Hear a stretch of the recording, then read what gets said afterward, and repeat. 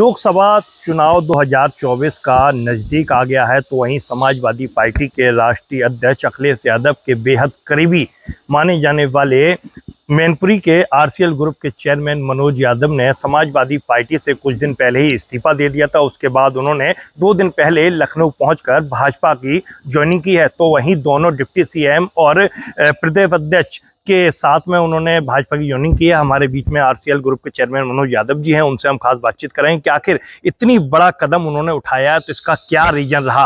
अखिलेश यादव के बेहद करीबी रहे, लगातार उनके साथ चर्चाओं में बने रहे, तो आखिर ऐसा क्या उनके साथ रीजन रहा, आइए उनसे ही जानेंगे। सर, आप समाजवादी पार्टी के राष्ट्रीय अध्यक्ष अखिलेश यादव के बेहद करीबी माने जाने वाले हैं और बड़े लंबे समय से उनके साथ आपका रहना हुआ है। क्या ऐसी वजह रही जो समाजवादी छोड़ के भाजपा में आप शामिल हुए हैं?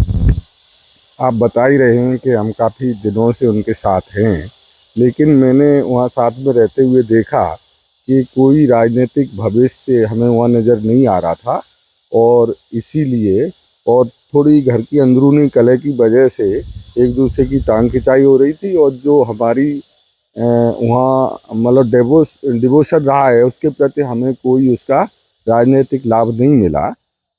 तो मैंने सोचा है कि अब नई उसमें अपनी मेहनत करते हैं, जहां हमें उसका फल मिलेगा उसके लिए मेहनत करें तो बेटर रहेगा। कुछ दिन पहले अखिलेश यादव जी मैनपुरी आए थे, उनसे आपके बारे में लेकर पूछा गया तो उन्होंने कहा ये तो हमारे घर की बात है, वो आज भाजपा में गए हैं, कल हमारी पार्टी आएगी तो हमारे साथ आ भी सकते हैं। नहीं, उन्होंने ऐसे नहीं कहा था।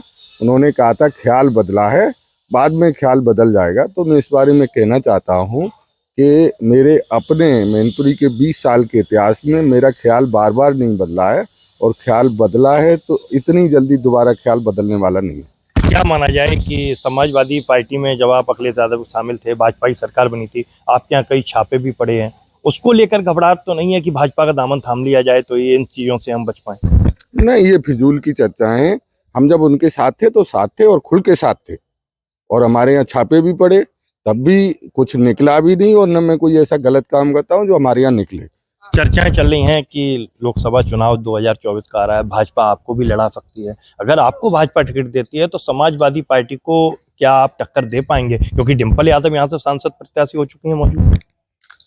एक्चुअली अभी चर्चाएं हैं ऊपर से। जब मैंने बीजेपी ज्वाइन की है तो बीजेपी में अपने ऊपरी स्तर से जो निर्णय लिए जाते हैं, यदि वो सोचेंगे कि हमें लड़ना है तो हम जरूर लड़ेंगे और अच्छे से लड़ेंगे। डिंपल यादव को कैसे हार दिला पाएंगे अगर आप इस तरह की चुनाव में उतरते हैं तो? अभी ये तो काल्पनिक प्रश्न है। जब लड़ेंगे तो उस तरीके से फिर वो बनाया जाएगा, प्रोग्राम बनाए जाएंगे उसी तरीके से। भाजपा के लिए क्या कहेंगे? आपने सदस्यता ले ली है उच्च। नहीं, भाजपा की नीतियों से प्रभावित होकर ही मैंने बीजेपी ज्वाइन की है। हमारे पास रिजाइन देने के बाद 20 दिन और थे। एनडीए के कई अलायंसों के भी हमारे पास प्रस्ताव आए थे, लेकिन लास्टली जो डिसीजन लिया मैंने भाजपा की नीतियों से प्रभावित होकर ही लिया।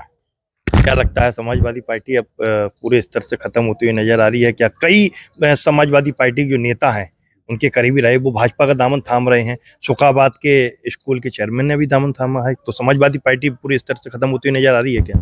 देखिए, मैं कोई भविष्यवक्ता तो हूँ नहीं, लेकिन समाजवादी पार्टी के जो लोकल लीडरशिप है उसमें काफ़ी खींचतान है, और वो हमारी भी लगातार टांग खिंचाई करते रहते थे। इसलिए भी मैं प्रताड़ित था, और मेरे छोड़ने का एक बड़ा रीज़न ये भी रहा है।